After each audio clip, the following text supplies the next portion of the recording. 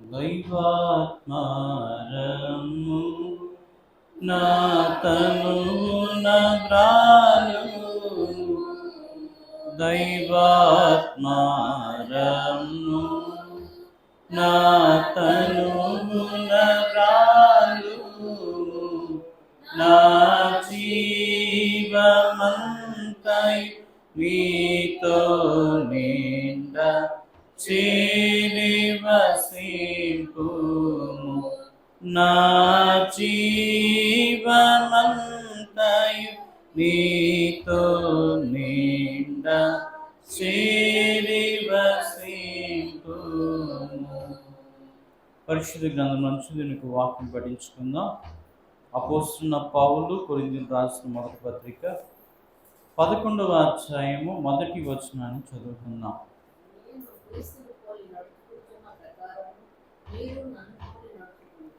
చాలండి. నేను క్రీస్తును పోలి నడుచుకునుచున్న ప్రకారము మీరు నన్ను పోలి నడుచుకునుడి.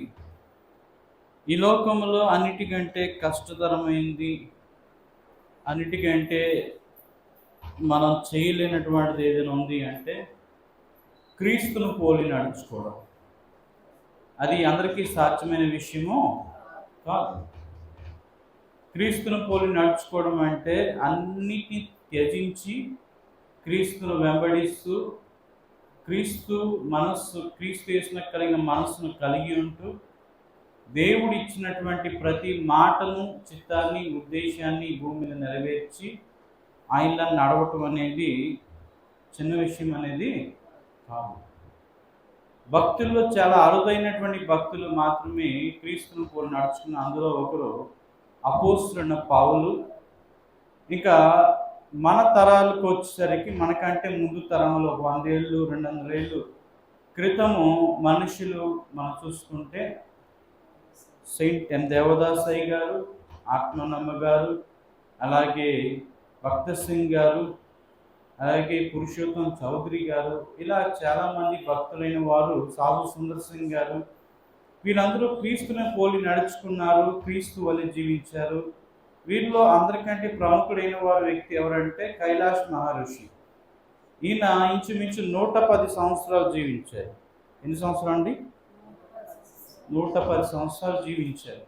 110 సంవత్సరాలు జీవించినటువంటి వ్యక్తిని దేవుడు చెప్తాడు, ప్రభు చెప్తారు, ఇక నీ పని అయింది, నువ్వు వెళ్ళి కైలాష్గిరి మీద ఏం చేయు, ధ్యానం చేసుకో అన్నారు.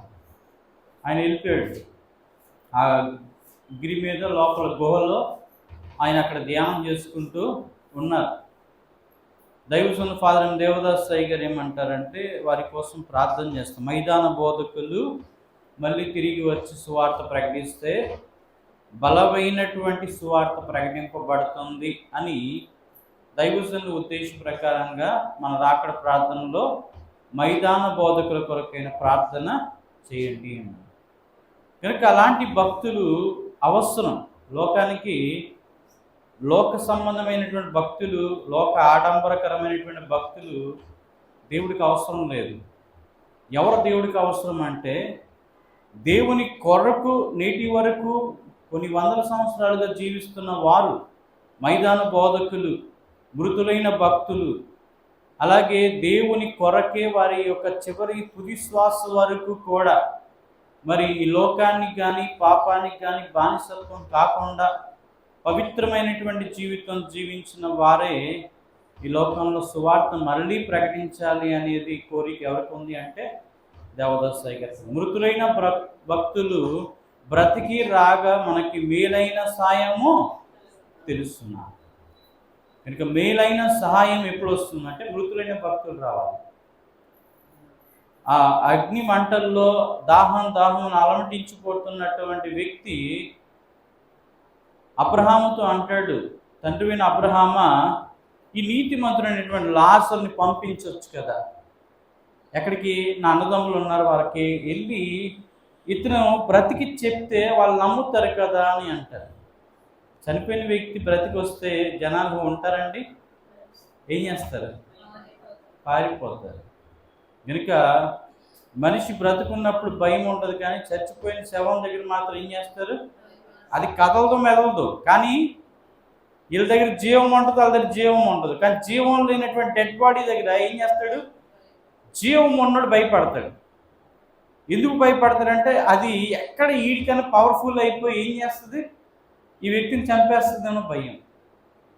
కనుక ప్రియమైన దేవుని పిల్లారా, దేవుని యొక్క ఆలోచన విధానము ప్రతి మనుష్యుడు కూడా బ్రతకాలి, ప్రతి మనుషుడు నా యందు జీవించాలి, ప్రతి మనుషుడు నా యొక్క తండ్రికి ఒక రాజ్యంగా నేను అప్పగించాలి అని కుతూహలంతో ఈ లోకానికి వచ్చి ప్రభు చేసినటువంటి పనిని సంపూర్ణము చేయవలసిన బాధ్యత మరి నేటి కాలం ఉన్న భక్తులకి సరిగ్గా అది వీలవటం లేదు. ఎంతసేపు వారి స్వలాభం కొరకు, స్వయిచ్ఛ కొరకు, ఆడంబరం కొరకు ఈ లోకంలో వారి జీవితం టైం అంతా కూడా ఏం చేస్తున్నారు? వేస్ట్ చేసుకుంటున్నారు. దేవుడి కోసం ఆలోచించేవాడు ఎవడున్నాడు? ఎంతసేపు తమ కోసం తాము ఆలోచించుకునే వాళ్ళే ఎక్కువైపోయారు. దేవుని మహిమ కొరకు కానీ, దేవుని యొక్క రాజ్యం కొరకు కానీ, అనేకులైన వారు మారు మనసు పొంది దేవుని రాజ్యం కొరకు పరిగెట్టాలని కానీ ఏ ఒక్క భక్తుడికి ఏం లేదండి, ఆలోచన విధానము లేదు. ఎంతసేపు దేవుడి దగ్గరికి వస్తే నీకు కావాల్సిన శారీరక ఉపయోగాలు అన్నీ చేసేస్తాడు యేసయ్య. నీవు యేసయ్యని పీక్కు తిను రాబందులాగా. యేసయ్య నిన్ను అన్ని రకాలుగా దీవించేసి నిన్ను మెరుగైనటువంటి నీ జీవితం నీకు ఇచ్చేస్తాడు. నిన్ను ఆత్మీయంగా దీవించేస్తాడు, శారీరకంగా దీవించేస్తాడు, అన్నింటినీ దీవించేస్తాడు అని అబద్ధికమైనటువంటి బోధలు చేయడం అనేది మనం చూస్తూ ఉన్నాం. కనుక సత్యము వేరు, అసత్యము వేరు. సత్యం ఏంటండి? మొదట నా నీతిని, నా రాజ్యాన్ని వెదకండి, దాని తర్వాత ఏం కావాలో మీకు నేను ఇస్తాను. ఇది చెప్తున్నారు ఎవరైనా? మొదట ఆయన నీతిని, ఆయన రాజ్యాన్ని వెదకండి అని ఎవరు చెప్తున్నారు? తర్వాత ఇస్తానంటే అర్థం ఏంటండి అంటే ఈ టైంలో ఇవ్వడం కాదు. బాగా ఆలోచించాలి ప్రతి విషయం కూడా. ఏంటంటే నేను కూడా కొన్ని సందర్భాల్లో ఇప్పుడే ఇస్తాడేమో అనుకున్నాను, కానీ ఆ పదానికి అర్థం చాలా వేరుంది. బైబిలే ఆన్సర్ చెప్తుందన్నమాట. మొదట నా నీతిని, నా రాజ్యాన్ని నీవు వెతికితే, మొదట అంటే ఈ లోకంలో వెతికితే నీకు మరలా ప్రపంచ పునర్జన్మ మందు ఏమొస్తాను? పిదప నీకు ఇవన్నీ దొరుకుతాయి. పిదప అంటే ఏంటి? తర్వాత యుగంలో దొరుకుతాయి. శిష్యులైన వారు కూడా యేసయ్య వెనకాల పడి వెళ్ళి మాతో మరి నీతో మేము వస్తున్నాం కదా, మాకేంటి అని అడిగితే వాళ్ళకి సమాధానం వెంటనే మీకు వస్తుందని అనలేదు.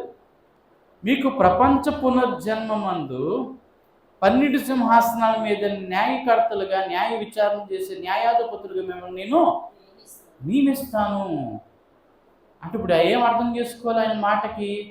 మొదట నా నీతిని, నా రాజ్యాన్ని మీరు లోకంలో వెతికితే నా కోసం మీరు కోల్పోయిన ప్రతి దానికి 100 రెట్లు ఎక్కడిస్తాను. కానీ ఇప్పుడు మనం ఈ అపార్థం చేసుకోనో లేకపోతే సరిగ్గా అర్థం చేసుకోకో బైబిల్ మన వాళ్ళందరూ ఏం చెప్తారు? యేసయ్య నువ్వు వెంబడిస్తే నీకు అన్నీ ఇచ్చేస్తాడు, ఇప్పుడే ఇచ్చేస్తాడు. సమస్త భారం మోసుకొనిచున్న సమస్త జనులారా నా యొద్దకు రండి, నేను మీకు విశ్రాంతిని కలుగు చేస్తాను. ఆయన దగ్గరికి వస్తే విశ్రాంతి ఎప్పుడు కలుగు చేస్తారు? ప్రతి మాటకు కూడా అంతరార్థం అనేది దాగి ఉంది. చాలా సందర్భాలు మనం అర్థం చేసుకోక ఏం చేస్తాం? నిగూఢంగా దాన్ని అర్థం చేసుకోక మనం ఇప్పుడే కావాలనుకొని ఇప్పుడేం చెప్పుకుంటాం. కానీ ఆయన దగ్గరికి వస్తే విశ్రాంతి ఈ లోకంలో కాదు, నీకు మళ్ళా వచ్చే యుగంలో గత ప్రపంచ పునర్జన్మ మందు నీకు అప్పుడు విశ్రాంతి దొరుకుతుంది. ఎక్కడ దొరుకుతుందండి? యేసయ్య పరిపాలనలో విశ్రాంతి. సాతాను గడి పరిపాలనలో విశ్రాంతి ఎక్కడ దొరుకుతుంది? ఈ లోకాధికారి ఎవరున్నారు? ఇప్పుడు సాతాను గడి ఉన్నాడు. ఇక్కడ విశ్రాంతి తీసుకోవడం అవుతుందండి ఎవరికైనా? ఆడు గర్జించు సింహం వల్లే ఎవరిని మింగుతున్నా అని ఎదురు చూస్తుంటే మన ఎక్కడైనా సరే ప్రశాంతంగా ఉండనిస్తాడా? ఇప్పుడు యేసయ్య దగ్గరకు వచ్చినటువంటి మనకి ప్రశాంతత దొరుకుతుందా? అశాంతి తప్ప. అందుకని ఈ లోకంలో మనం పోరాటం చేస్తున్నాం. ఈ బ్రతుకంతా కూడా ఏముందంటే స్ట్రగుల్, పోరాటం. అందుకని పౌలు గారు అంటారు, నేను మంచి పోరాటమును పోరాడి తిని. అంటే అర్థం ఏంటి?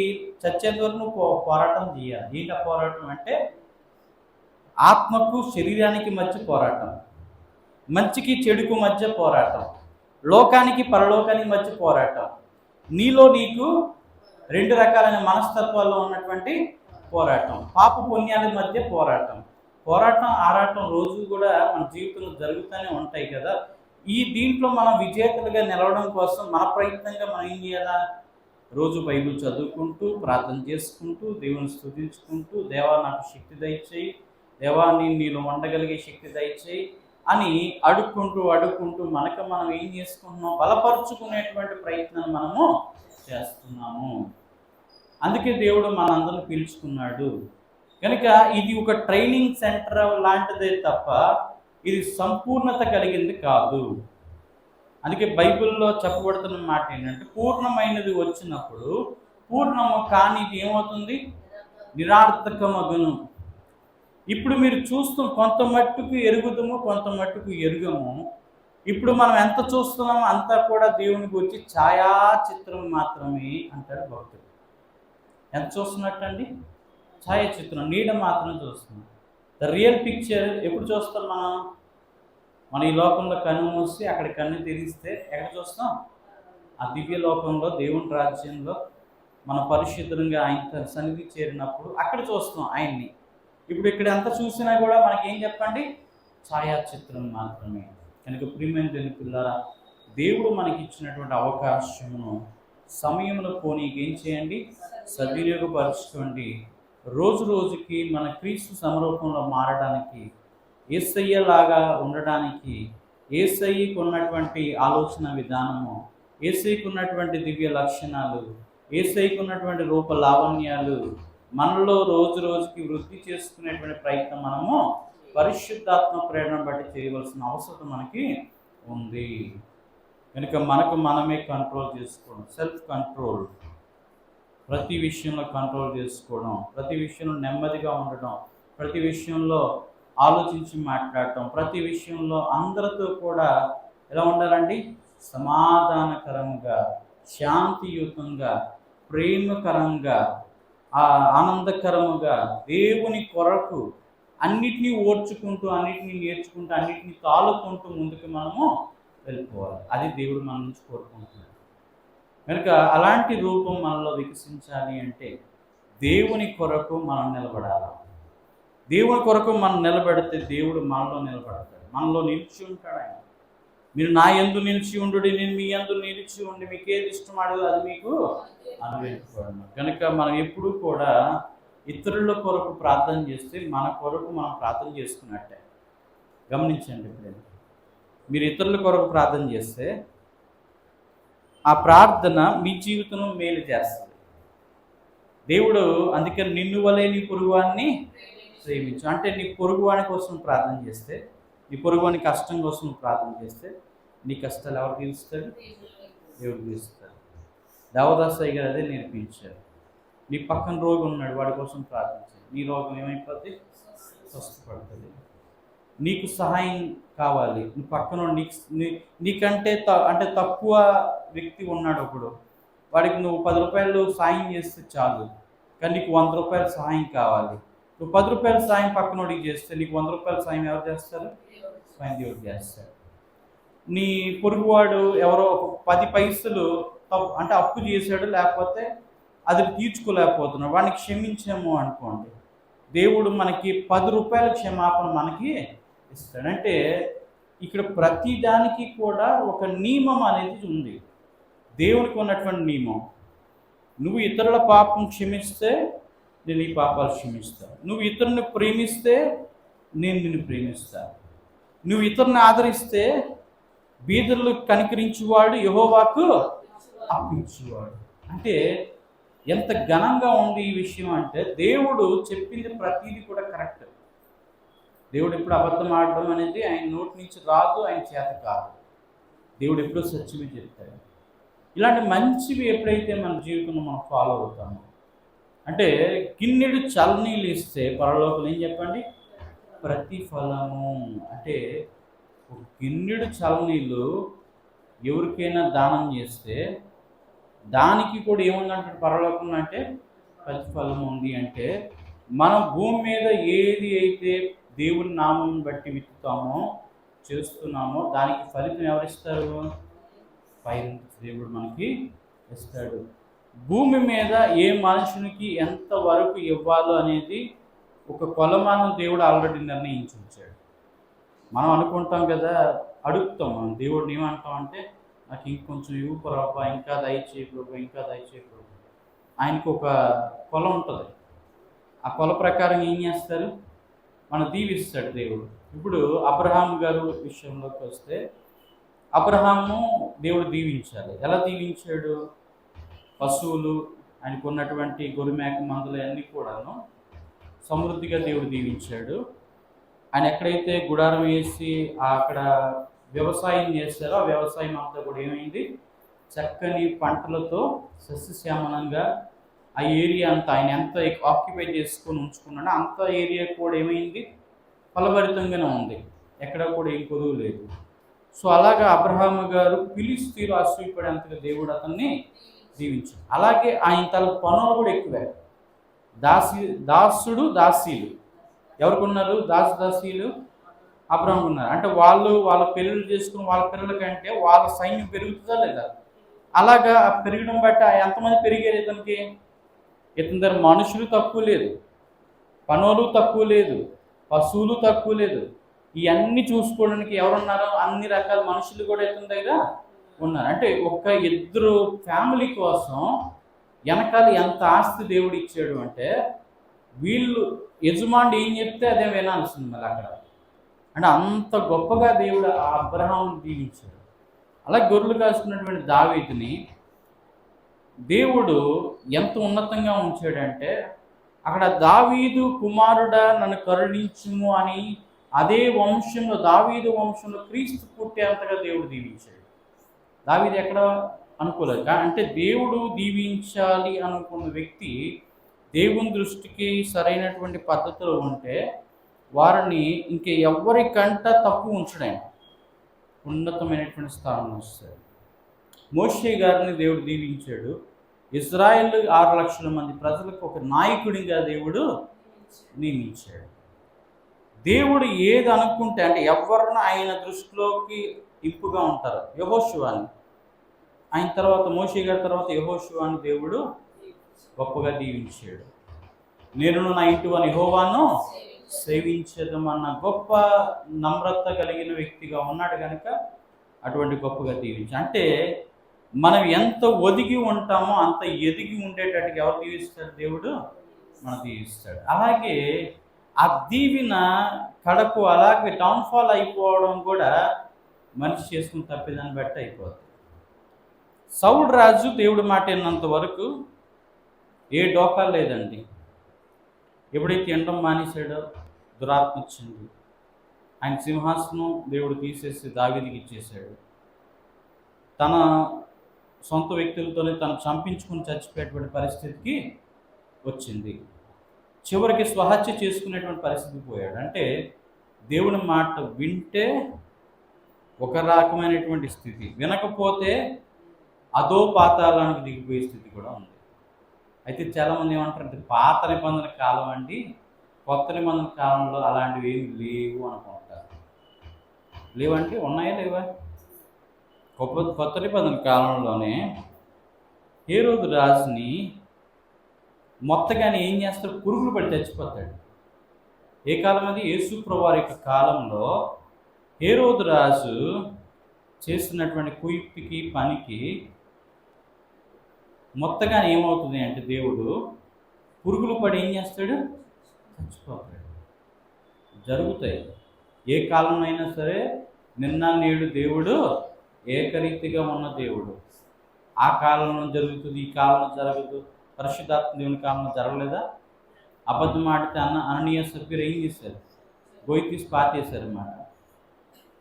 అన్ని కాలంలో దేవుడు ఒకే రీతిగా ఉంటాడు. ఆయనకి ఎంత మనం లోబడి ఉంటామో అంతగా దేవుడు మనల్ని దీవిస్తాడు. ఈ లోకం మన మనస్సును బట్టి ఉంటుంది. దేవుడికి ఏమనుకుంటాడంటే, దేవా నాకు ఈ లోకంలో ఇప్పుడే కావాలనుకుంటే ఇప్పుడు ఇస్తాడు. లేదు నాకు అక్కడ కావాలి, ఇక్కడ నాకు శ్రమలు ఉన్నా పర్లేదు అనుకుంటే ఇక్కడ కొంచెం శ్రమలు బాధలు ఉంటాయి.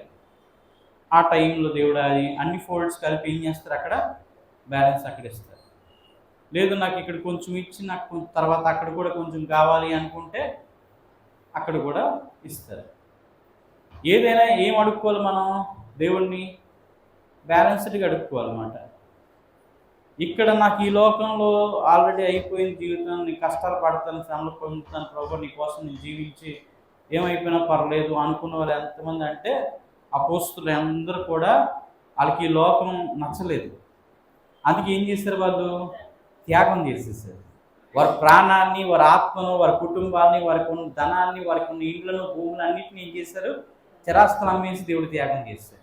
త్యాగం ఎందుకు చేశారంటే వాళ్ళకి ఇక్కడ కన్నా గోల్డెన్ ఛాన్స్ ఎక్కడ ఉంది, ఆ లోకంలో బాగుంటుందని చెప్పేసి దానికోసం అని చెప్పి ఎన్నో చేశారు.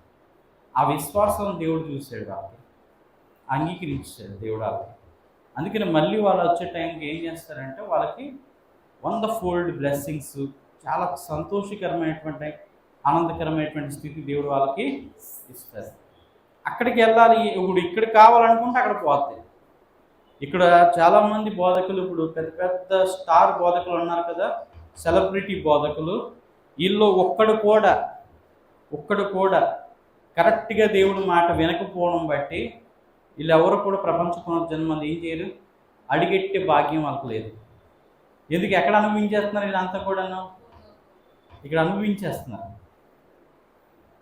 అన్ని సౌఖ్య భోగాలు, అన్ని భోగభాగ్యాలు, అన్ని రకాలైనటువంటి ఏంటంటే సన్మానాలు, గొప్పతనాలు వీళ్ళు ఏం చేయకుండానే, అంటే చిన్న బోధకుడు ఏం వాక్యం అయితే చెప్తాడో అదే వాక్యం ఎవరు చెప్తారు? ఆ పైన పెద్ద స్టేజ్ మీద ఎక్కినోడు కూడా చెప్తాడు. ఇంకా చెప్పంటే ఈ చిన్న బోధకుడు రోడ్డు మీద వెళ్ళేవాడు, లేకపోతే చిన్న 10 మంది 20 మంది వాక్యం చెప్పుకునేవాడు, ఇంకా వాళ్ళకైనా బ్రహ్మాండంగా చెప్తాడు ఆత్మీయ వాక్యం. కానీ ఆ పైన ఉన్నోడు చెప్పినోడు ఏమి ఉండదు, సరికేం ఉండదు. దానికి ఏదో మసాలా పోసి ప్రజలను నవ్విస్తూ కవిస్తూ ఏం చేస్తాడు? బాగా ఇంపుగా చెప్తాడు వాక్యం. మంచి సౌండ్ సిస్టమ్, మంచి లైట్ అండ్ సౌండ్ సిస్టమ్, ఓ 2 పాటలు పాడితే ఏం చేస్తారు? అక్కడ ఉన్న వాళ్ళందరికీ వైబ్రేషన్ సృష్టించి ఆ మ్యూజిక్ సిస్టంతో ఆహ్లాదకరమైనటువంటి వాతావరణం కలిగించి ఏదో దేవుడు దిగొచ్చినట్టుగా ఆ లైటింగ్ ఫోకస్లు పెట్టి జనాన్ని భ్రమపరిచి దేవుడు వాక్యం చెప్తారు. దానివల్ల వినేవాడికి ప్రయోజనం లేదు, చెప్పేవాడికి అంతకన్నా ప్రయోజనం లేదు. ఆ వ్యక్తి ఎంత ఖర్చు పెట్టాడో దానికి డబ్బులు ఏం చేస్తాడు? సంపాదించుకోవడానికి పని చేస్తున్నాడు తప్పించి దేవుని ఆత్మ రక్షణ కోసం పని చేయట్లేదు. ఇప్పుడు దానివల్ల క్లియర్ కట్గా మనుషుల దగ్గర ఎవడైనా దాయొచ్చు, కానీ ఎవరి దగ్గర దాయలేదు. ఇంటెన్షన్ ఎవరి దగ్గర దాయలేడు, దేవుడి దగ్గర దాయలేడు. ఇప్పుడు చాలామంది ఏమంటారంటే అప్పుల బాధ మీకు ఏసై దగ్గర రండి, మీకు అప్పులు తీరిపోతాయని చెప్తాడు. ఆ పాస్ట్కి ఎంత అప్పు ఉండదు తెలుసా అండి? అక్షరాలు ఒక 50 లక్షల నుంచి 1 కోటి రూపాయలు అప్పు ఉంటుంది. వచ్చిన విశ్వాసులు ఏమవుతారు చెప్పండి? అప్పులు బాధ తీరుతుందని అక్కడికి వెళ్తారు. ఇప్పుడు పాస్టర్ గారు అప్పులు ఎవరు తీర్చారు? పాస్టర్ గారు అప్పులు ఎవరు తీరుస్తారు? పాస్టర్ గారు సంఘం దగ్గర చెప్తున్న వాక్యం ఏం చెప్తారంటే, అమ్మ అప్పులు ఉన్నాయి, అందరూ సంఘస్థాన ప్రార్థన బాగా చెయ్యండి. అప్పు చేసి పప్పు కూడా ఎవరు తినమన్నారు? చాలామంది అప్పులు చేసి చర్చిలు కడతారు. అప్పు చేసి చర్చి కడతారు. అప్పు చేసి చర్చి కడితే మోక్షం వస్తుందా? అప్పు చేసి చర్చి కడితే పరలోకంలో ఉన్న దేవుడు దీవెనిస్తాడా? దైవజనులు ఫాదర్ దేవదాస్ సాయి గారు అన్నారు, చిన్న అగ్గిపుల్ల అప్పు ఉన్నా సరే పరలోకంలో వెళ్ళలేము. భూమి మీద ఎవరికైనా ఒక అగ్గిపుల్ల, అంటే అగ్గిపుల్ల అయిపోతే మనం ఏం చేస్తాం? పక్కింటికి వెళ్ళి అగ్గిపుల్ల ఒకటి ఇవ్వండి అని చెప్పి అగ్గిపుల్ల అప్పు ఉన్నా సరే ఆ అగ్గిపుల్ల అప్పు తీర్చేయాలి. అది ఉన్నా సరే ఏమవుతుంది పరిస్థితి? ఆ అగ్గిపుల్ల కోసం ఆపేస్తారు అక్కడ దేవుడు. అంత స్ట్రిక్ట్గా ఉన్నాడు దేవుడు. కానీ వీళ్ళు దేవుని నామంలో మేము అప్పులు చేసి మీటింగులు చేస్తున్నాం, అప్పులు చేసి ప్రార్థనా కోటాలు పెడుతున్నాం, క్రూషీట్స్ పెడుతున్నాం, అప్పులు చేసి మేము చాలా అప్పులు చేసుకొని ఏం చేస్తున్నాం? దేవుడు మహిమ కొరకు పని చేస్తున్నాం అని చెప్పుకుని ప్రతి ఒక్కరు కూడా గమనించాల్సిన విషయం ఏంటంటే, నీ అప్పుల వల్ల దేవుడికి మహిమ రాదు, నీకు తిప్పలే మిగులుతాయి. ఆ అప్పులు నువ్వు తీర్చకుండా చచ్చిపోయినా అప్పులు తీరకుండా నీ సంఘం మీద భారం తోసేసిన, ఆ అప్పులు కోసం నీ కుటుంబం మీద నువ్వు భారం వేసేసిన, ఇక వాళ్ళు ఏడుస్తారు కనుక ఆ ఉసురు మాట తగిలి ఏం చేయవు, నువ్వు పరలోక రాజ్యానికి అడుగు కూడా పెట్టలేవు. కనుక ప్రియమైన దేవుని పిల్లారా, భూమి మీద ఉన్నంత కాలంలో దేవుడి దగ్గర మనము విధేయులంగా ఉంటూ ఆయన చిత్తాన్ని ఉద్దేశం నెరవేరుస్తూ అప్పు అనేది లేకుండా, అంటే మనకు చచ్చిపోయేలాగా అప్పులు తీర్చేసుకోవాలి. చచ్చిపోయేలాగా ఏం చేయాలండి? అప్పులు తీర్చేసుకోవాలి. ఎవరి దగ్గర ఒక రూపాయి అప్పు ఉండకూడదు, ఎవరి దగ్గర ఒక బాకీ పడకూడదు. ఎవరి దగ్గర కూడా ఇగో పలానాది వీళ్ళు నా దగ్గర తీసుకున్నారు, కాజేశారు అనేది ఉండకూడదు. అంటే అందరికీ కూడా చెల్లుబాటు చేస్తారు. ఈవెన్ ఒక వ్యక్తిని ఒక చిన్న మాటని గాయపరిచినా కూడా తిరిగి ఆ మాట క్షమాపణ అడిగేయాలి మనం. అంత క్లియర్ కట్గా ఉంటేనే పరలోక రాజ్యంలోకి వెళ్తాం. ఇలా అయితే చాలా కష్టం కదా అని అనుకుంటారు. నిజమే, కష్టమే. క్రీస్తుల పోలు నడుచుకోవడం అంటే ఎక్కడిదక్కడ క్లియర్ చేసుకోవాలి. ఎప్పుడో 10 సంవత్సరాల క్రితం ఒక వ్యక్తిని ఏదో మనం గొడవ వచ్చింది, ఒక మాట అనేసం అయిపోయింది అనుకోండి. ఆ వ్యక్తి 10 సంవత్సరాల తర్వాత కలిసిన తర్వాత మళ్ళీ కలిసి మాట్లాడి ప్రేమగా ఏం చేయాలా? క్లియర్ చేసుకోవాలి. అది అలా ఉంచుకున్నాం అనుకోండి, ఆ వ్యక్తి ఉంచుకున్నా ఈ వ్యక్తి ఉంచుకున్నా ఇద్దరి మధ్యలో ఏమొస్తుంది? అక్కడ యాక్సెప్టెన్స్ అవ్వదు.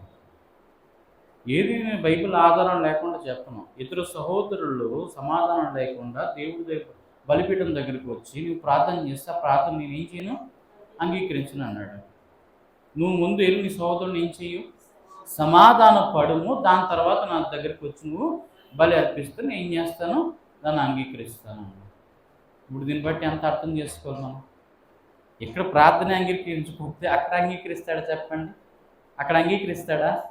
అంగీకరించాడు. అందుకనే ఎవరితో భూమి మీద విరోధం పెట్టుకోకూడదు, ఎవరితో గొడవలు పెట్టుకోకూడదు, ఎవరితో కూడా మనకి రాగద్వేషాలు కానీ అలాగే ఈర్ష్య పగలు కానీ ఏమీ లేకుండా చూసుకోవాలండి. అది చూసుకుంటేనే మనకు చాలా మంచిది. ఎవరికి మనం ఒక మాట అనకూడదు, ఒక మాట 10 మాటలు వాళ్ళు మనం అనొచ్చు, తప్పులేదు. వాళ్ళకి దానికి ఫలితం వాళ్ళకి దేవుడు చూసుకుంటారు. కానీ మనం మాత్రం నోరు జారి ఎవరిని కూడా ఒక మాట అనకుండా జాగ్రత్త పడాలి. ఒక శాపవచనం కానీ లేకపోతే ఒకరిని ఇబ్బంది పెట్టే మాట కానీ, గాయపరచడం కానీ, లేకపోతే మన వల్ల ఇతరులకు ఇబ్బంది కలగడం కానీ లేకుండా చూసుకునేటువంటి పరిస్థితి చూసుకోవాలి. చాలా సందర్భాల్లో మనం గమనించాల్సిన విషయం ఏంటంటే, మన వర్షం పడేటప్పుడు మన ఇంటి ముందు గొట్టాలు ఉన్నాయి. ఆ గొట్టాలు ఒక వర్షం నీళ్ళు ఏం చేస్తుంది? వెళ్ళి అవతల వ్యక్తి మీద పడతదేమో, పడినవాడు ప్రతివాడు ఏమనుకుంటాడు? ఆ నీళ్ళు పడితే తిప్పుకుని వెళ్తాడు. నేనేం చేశాను? వెనక నుంచి నీళ్లు పోకుండా ముందు నుంచి నీళ్లు ఎవరి మీద తుల్లకుండా ఉండడానికి కోసం డైరెక్ట్గా పైపులో నుంచి వాటర్ ఏం చేసి మన కాలువకి వెళ్ళేటట్టుగా చేసి పెట్టారు. ఇప్పుడు దానివల్ల ఎవరికి ఏం లేదు, ఇబ్బంది లేదు. ఒక చుక్క నీళ్ళు ఎవరి మీద కూడా ఏం కావదు, పడదు. అదే చాలా సందర్భాలు మనం చూస్తాం. కొంతమంది పైపులు ఎక్కడ పెట్టారు? బయటికి పెడితే ఎవరైనా ఎల్ షేప్ పెట్టి కిందకు వదులుతారు. కానీ వీళ్ళు ఏం చేస్తారు? మనిషి మీద పడాలని డైరెక్ట్గా పెడతారు. ఇప్పుడు ఎంతమంది ఇప్పుడు ఈ అపార్ట్మెంట్ వాళ్ళు ఉన్నారు, కొత్త చీరలు కట్టుకోనో లేదా స్కూల్స్కి యూనిఫామ్ వేసుకోనో వెళ్తున్న టైంలో నీళ్ళు పడతా ఉంటాయి. ఇప్పుడు ఆ నీళ్ళు పడినప్పుడల్లా, బుడత తురిగినప్పుడల్లా అది మనసులో బాధపడుతూ వెళ్తే ఆ బాధ అవతల వ్యక్తికి పాపంగా ఏమవుతుంది? చుట్టుకుంటుంది. అది వాళ్ళు ఎవరిని అనలేరు, కానీ మనస్సులో బాధపడుతూ ఏంటి ఇలా పెట్టారు, కొంచెం మార్చుంటే బాగుంది కదా అని మనసులో ఎన్ని వందల మంది అనుకుంటూ వెళ్తున్నారో, ఆ అనుకుంటున్న ప్రతి మాటకి ఎవరికి వెళ్తుంది? దేవుడి దగ్గరికి వెళ్ళి అది ఒక తీర్పుగా దేవుడు రేపు పొద్దున్న జడ్జిమెంట్ అడుగుతాడు. నువ్వు ఇతరులను ఇన్ని రకాలుగా వేధించావు ఆ పైపు గొట్టం పెట్టి అని దేవుడు రేపు పొద్దున్న ప్రశ్నిస్తే, అయ్యో నాకు తెలియదండి, నేను ఆలోచించలేదు అని అనుకోకూడదు. మనము చేస్తున్న పని వలన 10 మందికి ఉపయోగం ఉందా లేదా కాదు, మా అపకారం ఉందా అనేదే లేదా అని చూసుకోవాలి. మనకు ఉపయోగం ఉంటే చాలదు కదా, అందరికి కూడా ఏముండాలా? ఉపయోగార్థంగా ఉండాలి. అంటే దేవుడు భూతత్వంలో పెట్టి చూస్తే ఇంత రకాలుగా ఉంటుందన్నమాట. కనుక ప్రతి విషయం కూడా సూక్ష్మంగా చూసుకుంటూ మనం సరి చేసుకుంటూ క్రీస్తును పోలి నడుచుకునేటువంటి అవకాశం మనము పొందుకోవాలి. కనుక ప్రియమైన దేవుని పిల్లరా, మన వలన ఇతరులు సంతోషపడేటట్టే ఉండాలి. అంటే మన బిహేవియరు, మన ఆలోచన, మన మాట తీరు ఇతరులు మెచ్చుకునేదగిందిగా ఉంటే వాళ్ళు ఎంత సంతోషపడతారు, మనం చూసి ఎంత ఆనందపడతారు, మనతో మాట్లాడడానికి ఇంకా ఎక్కువగా ఇష్టపడతారు. అలాగా ఎప్పుడు కూడా చూడండి, అందరితో కూడా నవ్వుతూ ఉండాలి. ఆ ఎవరు శత్రువు అవని, మిత్రువు అవని, తెలిసినాడు అవని, తెలియకున్నాడు అవని ఏం చేయాలి? స్మైల్ అనేది ఒకరికి మనం చిన్న నవ్వు, చిరునవ్వే ఇతరుల ముఖంలో ఆనందాన్ని ఉంచుతుంది. మనం నవ్వితే ఇతరులు నవ్వుతారు లేదా? మనం సీరియస్ ఫేస్ పెట్టామనుకోండి, ఎలా ఉంటుంది? సీరియస్గా ఉంటే వాళ్ళు సీరియస్గానే ఉంటారు. మనం పలకరిస్తే వాళ్ళు పలకరిస్తారు. మనం ప్రేమగా పలకరిస్తే వాళ్ళు ప్రేమగానే పలకరిస్తారు. మనం నార్మల్గా ఇసిరినట్టు మాట్లాడితే వాళ్ళు ఇసిరినట్టే మాట్లాడతారు. అంటే యద్భావం తద్భావం. కనుక ప్రియమైన దేవునిలో యేసయ్య అన్నాడు, సాధు అయినట్టు, మృదువైనట్టు, గుణమన అక్షయ అలంకారంగా ఉండాలి. సాత్వికమైన నాలుక జీవ వృక్షం నాటిది. బైబిల్ ఏదైతే సత్యం చెప్తుందో ఆ సత్యాన్ని మనం ఫాలో అయితే మనకి మిత్రులు ఎక్కువ అవుతారు, శత్రువులు తక్కువ అవుతారు. మనకి ప్రేమించే వాళ్ళు ఎక్కువ అవుతారు, మనకి ప్రేమించిన వాళ్ళు తక్కువ అవుతారు. అంటే అందరూ ప్రేమించే వాళ్ళు అవుతారు. ప్రేమించిన వాళ్ళు అంటే ఎవరు కూడా ఉండరు. అందరూ మనం ప్రేమించేవారు. దేవుడు ప్రేమిస్తాడు, మనుషులు ప్రేమిస్తారు, జీవ జంతువులు కూడా ప్రేమిస్తారు. ప్రేమైన దేవుని పిల్లరా, ఇంటి ముందు ఒక కుక్క ఉండేది. ఆ కుక్కకి మరి వీళ్ళందరూ కూడా ఎప్పుడు మిగిలిపోయిన అన్నం కానీ ఏదైనా సరే దానికి వేస్తూ తింటుంది. అది కడుపుతో ఉన్న కుక్క పిల్లలు కనేసిన తర్వాత దాని అలవాటు ప్రకారంగా వచ్చి ఏం చేస్తుంది? ఆ మెట్టు దగ్గర పడుకుంటుంది. నేను బండి దించుతున్నప్పుడు చూసుకోకుండా దాని పొట్టమే కాలేసానండి.